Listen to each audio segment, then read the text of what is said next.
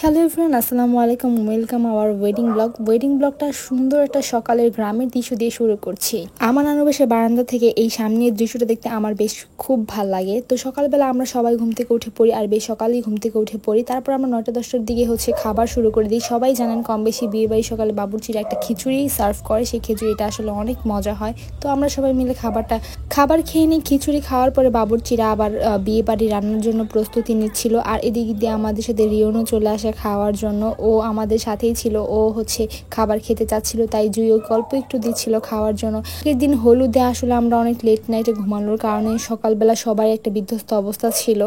বাবুর্চিরা এদিকে বিয়ে রান্না শুরু করে দেয়। তারা পোলাও, মাংস, রোস্ট, জর্দা এইগুলো ছিল আজকের বিয়ে বাড়ির মেনু। ওনাদের গ্রামের বাবুর্চি হিসেবে বেশ ভালো হাত ছিল রান্নার। আমরা সবাই খেয়ে আসলে প্রশংসা করেছি। খাবার খেয়ে রান্না বাড়া দেখে আমরা চলে যাই আবার রুমে, কারণ এখন নাকি সকালবেলা মেয়েকে হলুদ দিয়ে গোসল করাতে হয়, এই টাইপের নিয়ম ছিল এখানে। রজনী আপুকে হলুদ শাড়ি পরানো হয়, সকালবেলা হলুদ দিয়ে গোসল করানো হবে। কালকে রাতেও মনে হচ্ছিল না রজনী আপুর বিয়ে, আমাদের মনে হচ্ছিল যে আমরা সবাই হয়তো বা রেডি হয়ে ফটোশুট করছি, কারণ প্রায়ই আমরা সবাই সেম ড্রেস পরে ফটোশুট করি। বাট এখন থেকে মনে হচ্ছিল রজনী আপুর বিয়ে, একদিকে কষ্ট একদিক দিয়ে আনন্দ। রজনী আপুকে নিয়ে যাওয়া হয় ভাবির উঠানে, ওখানে যে হলুদ দিয়ে পানি ঢালা হবে, এই টাইপের রিচুয়ালস গুলো বড়রা যা বলছিল আমরা তাই শুনছিলাম, আর আমি ভিডিও করতেছিলাম। তো রজনী আপুকে নিয়ে চলে যাওয়া হয় ওই জায়গাতে। এখন পর্যন্ত বেশ আনন্দ আর মজাই লাগছিল। হলুদ দেওয়া হবে, নিয়ে যাওয়া হবে, এই পর্যন্ত আসলে একটা আনন্দের মুহূর্ত ছিল। হয়তো বা দুপুর টাইম থেকে আমাদের খারাপ লাগা টাইমটা শুরু হয় যে ওকে নিয়ে চলে যাবে, একটা ঝড়ের বেগে আসবে, ঝড়ের বেগে চলে যাবে।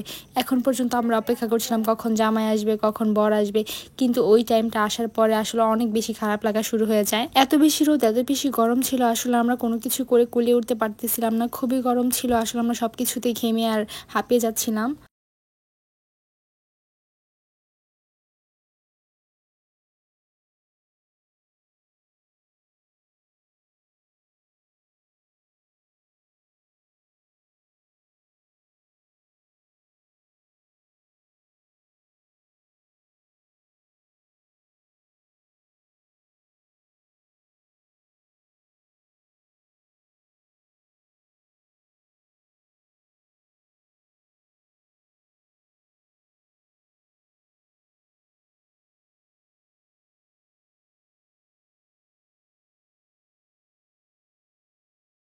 এখন থেকেই শুরু হয়ে যায় হলুদ দেওয়া, হলুদ দিয়ে গোসল করানো হবে, তারপরে বিয়ের সাজ হবে, তারপরে নিয়েও চলে যাবে।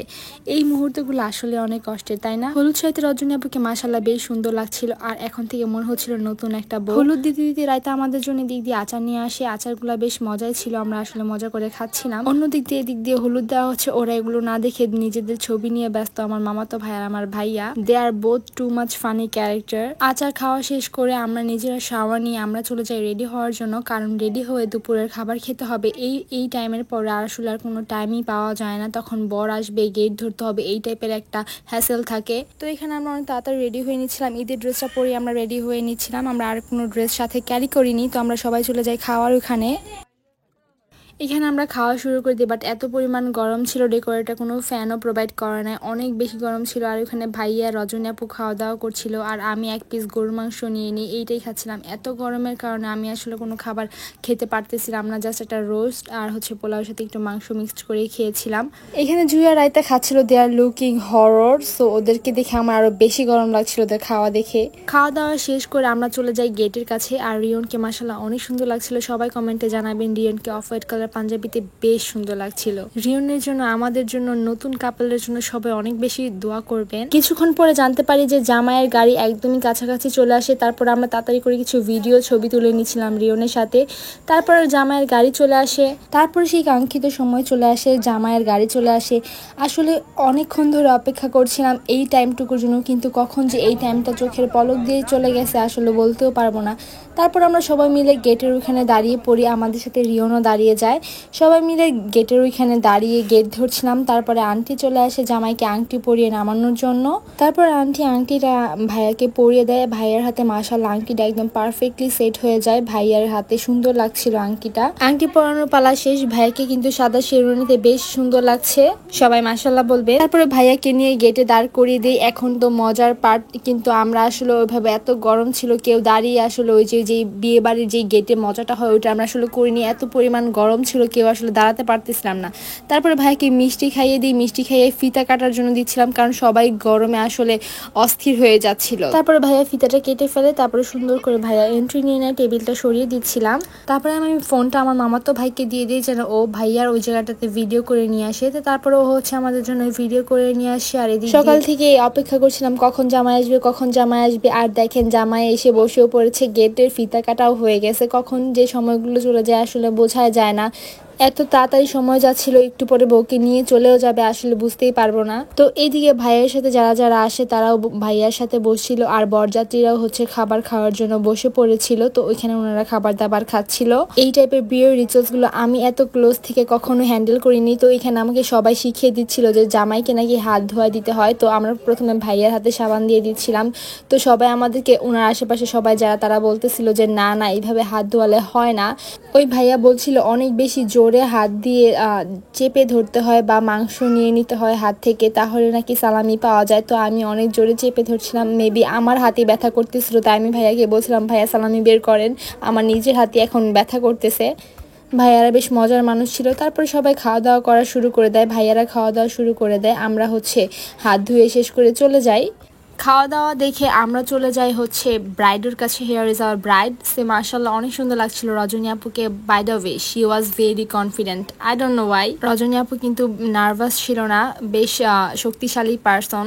অনেকেই নার্ভাস ছিল বাট অনেকের মতো ও না, দেখে ও বেশ কনফিডেন্ট ছিল। যাই হোক আলহামদুলিল্লাহ, এটা অনেক বেশি ভালো। তো তারপরে উকিল কাজী সবাই চলে আসে ঘরের ভেতরে। রজনী আপু যেখানে বসেছিল, ভয়েস ওভার দিতে যে এখন আমার আবারও কষ্ট হচ্ছে। এই টাইমটার কথা মনে পড়ে মনে হচ্ছে এটা আমি এখন ওই জায়গাতে। এই টাইমটা বেশ কষ্টের, একজন অন্যর ঘরে চলে যাবে, বেশ কষ্ট লাগছিল আমার। কেনই বা চলে যেতে হয়, কেন থেকে যায় না, খুব কষ্ট লাগছিল। কষ্টের মধ্যেও আমি কেন জানি ক্যামেরা বারবার ধরে রাখছিলাম, ভিডিও করে রাখছিলাম, কারণ স্মৃতি হিসেবে এটাই থাকবে। মুখে যতই গল্প বলি না কেন, এগুলো যখন ক্যামেরা বন্দি থাকবে তখন কাউকে দেখাতে বা বলতে অনেক বেশি বেটার হয়। আলহামদুলিল্লাহ তারপরে বিয়ে পড়িয়ে ফেলে। তো তারপরে ভাইয়াকে নিয়ে চলে আসে। ভাইয়াকে এসে বউয়ের পাশে বসানো হয়, জামাই বউয়ের কিছু ছবি তোলা হয়। তো এখানে আর কিছু রিচুয়ালস ছিল, there have so many rituals. তো জামাই বউকে মাশাল্লাহ অনেক বেশি সুন্দর লাগছে, আপনারা কমেন্ট করে সবাই জানাবেন। তারপর নানা ভাই দুধ নিয়ে আসে, দুজনকে এক চুমুক খেতে বলে। তো ওরা অল্প অল্প করে খায়। তারপর আরেকটা রিচুয়ালস চলে আসে, ডান হাতে বাম হাতে ধান রেখে জানি কি করতে হয়। এটা আমি আসলে প্রথম দেখেছি, এইটা আমি আগে কখনো দেখিনি। তো ধান দিয়ে শাড়িতে রাখতে হয়। এই টাইপের গ্রামের বিয়েতে এক একজন এক এক নিয়ম বের করে, অনেক নিয়ম নিয়ে চলে আসে সবাই। আর এত পরিমাণ একটা হুলস্থুলি গ্যাঞ্জাম বেজে যায় যে এইটা করো ওইটা করো, একটা প্রেশারের উপর, ঝড়ের উপর দিয়ে আসলে যায়। তো রজনী আপুর বিয়েটা আমার সারা জীবন মনে থাকবে, যে রজনী আপুর বিয়েটা ঝড়ের বেগে হয়ে গেছে, না ছিল প্রিপারেশন, না ছিল কোনো প্রোগ্রাম। তো যাই হোক, তাও আলহামদুলিল্লাহ অনেক বেশি ভালো ছিল। তো জামাই বউকে কিন্তু মাশাআল্লাহ অনেক সুন্দর লাগছিল, আর তার পাশে আমিও বসেছিলাম রজনী আপুর সাথে। তো সবাই কমেন্ট করে জানাবেন তাদের কেমন লাগছে। এরপরে এই টাইমটা থেকে সব থেকে ক্রেজিয়াস টাইম শুরু হয়ে যায়, কারণ এখানে নানা ভাই আঙ্কেলের হাতে রজনী আপুকে হস্তান্তর করে দিয়েছিল। এখান থেকে সবার কান্নাকাটি, কষ্টটা আসলে শুরু হয়ে যায়, চলে যাবে। এতক্ষণ সকাল থেকে আসলে খুব আনন্দ লাগছিল, কখন জামাই আসবে, কখন বউ সাজবে রজনী আপু। কিন্তু এই টাইম থেকে না খুব কষ্ট হচ্ছিল। দেখা যায় যারা কখনো কান্নাও করেনি, দেখেওনি রজনী আপুকে, তখন তারাও কান্না করে দিচ্ছিল। খুব আসলে একটা স্যাড মোমেন্ট। যারা বিয়েতে গিয়েছেন, এই টাইমটা দেখেছেন, সবাই কিন্তু জানবেন আর এই টাইমটা আসলে কতটা কষ্টের হয়। এখানে আন্টিকে সালাম করতে হবে, সালাম করবে। আন্টি হচ্ছে অনেক ভেঙে পড়ে, কান্না করে দেয়। রজনী আপু অনেক আদরের মেয়ে ছিল, আন্টি অনেক কষ্ট পাচ্ছিল, আম্মু কান্না করে দিচ্ছিল, প্রিয়া আপু কান্না করে দিচ্ছিল, অ্যান্ড আমি ভিডিও করতে যেয়ে কান্না করছিলাম। আসলে এই টাইমটা কান্না করারই কথা, সবাই আসলে অনেক কষ্ট পায়, তাও মেনে নিতে হবে, এটাই হয়তো বা নিয়তি বা পরিস্থিতি, যাই হোক না কেন খুব কষ্ট লাগছিল। যারা যারা ব্লগটা দেখছেন তারা অবশ্যই রজনী আপুর জন্য দোয়া করবেন, ভাইয়ার জন্য দোয়া করবেন, আর ভাইয়া যেন আমাদের সাথে অনেক সুন্দর মিলেমিশে থাকে, আমাদের রজনী আপুকে যেন অনেক সুখে রাখে। তো এইভাবে আসলে এত কাছ থেকে একজনকে বিদায় দেওয়াটা আসলে অনেক কষ্টের। সবাই আসলে এই জায়গাটাতে কান্না করছিল, আর কান্নার ভিডিও আসলে আমি এক্সপ্লেন করতে পারছি না, আমি কি বলে এক্সপ্লেন করব। দেন রজনী আপু প্রিয়া আপুকে ধরে কান্না করছিল, আম্মুকে ধরে কান্না করছিল, কান্না করারই কথা।